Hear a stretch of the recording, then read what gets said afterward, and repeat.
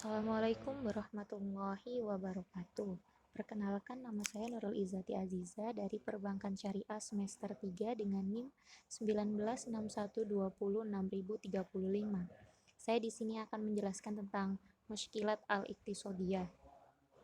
Di mana makna muskilat al-iktisodiyah sendiri adalah problematika ekonomi dalam Islam.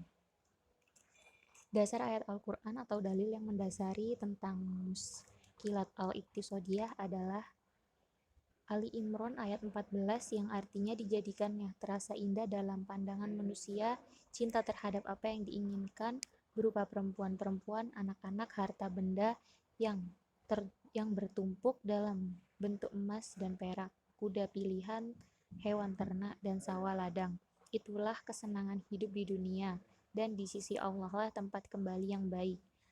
Dalil selanjutnya yakni Al-Isra ayat 26 yang artinya dan berikanlah kepada keluarga-keluarga yang dekat akan haknya kepada orang miskin dan orang dalam perjalanan, dan janganlah kamu menghambur-hamburkan harta.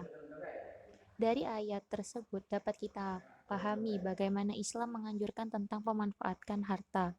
Yang pertama untuk memahami diri sendiri, yang kedua untuk memahami orang lain.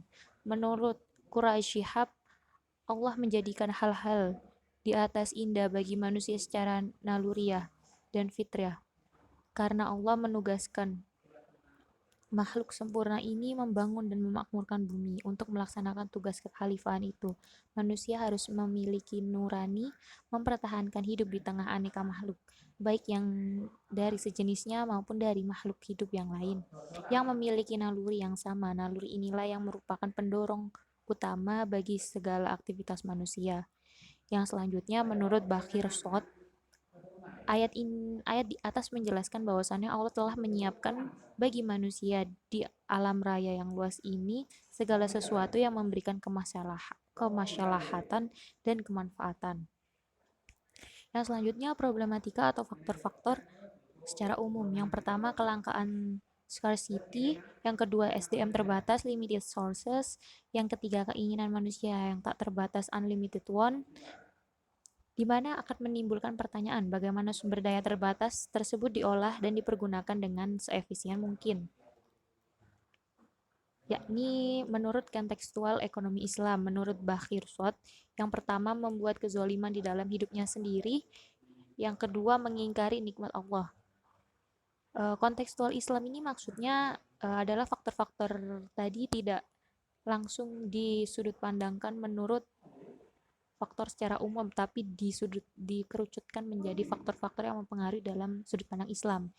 Yakni Al-Quran memberikan tawaran etika moral agar kehidupan ekonomi tetap berjalan seimbang, yakni ta'awun dalam artian tolong menolong dalam perbuatan yang baik. Yang selanjutnya, jika manusia menuruti hawa nafsu, maka manusia akan mengalami kehancuran dan kejatuhan moral. Untuk itu Allah mengingatkan bahwa kehidupan dunia dengan segala kesenangannya bukanlah akhir, tujuan dan segala-galanya. Allah jualah tempat kembali, yakni falah itu sendiri, nikmat dunia dan nikmat akhirat, di mana adanya kehidupan akhirat yang dijadikan Islam sebagai ketautan atau kehambaannya. Yang selanjutnya atau yang terakhir yakni kesimpulan. Faktor umum yang menyebabkan problematika perekonomian tidak serta-merta menjadi acuan dalam Islam sendiri. Islam memiliki sudut pandang sendiri. Para ahli muslim meyakini hal-hal yang menyebabkan timbulnya problematika ekonomi dalam Islam disebabkan oleh faktor individu itu sendiri, tentang kekufuran nikmatnya terhadap anugerah Tuhan dan kezaliman terhadap diri sendiri. Padahal sudah jelas Islam menjelaskan tentang bagaimana bertawun dan tolong-menolong dalam sesama untuk kebaikan dan kemaslahatan. Sekian, apabila presentasi yang saya sampaikan ada kurang, saya mohon maaf. Billahi taufik wal hidayah. Wassalamualaikum warahmatullahi wabarakatuh.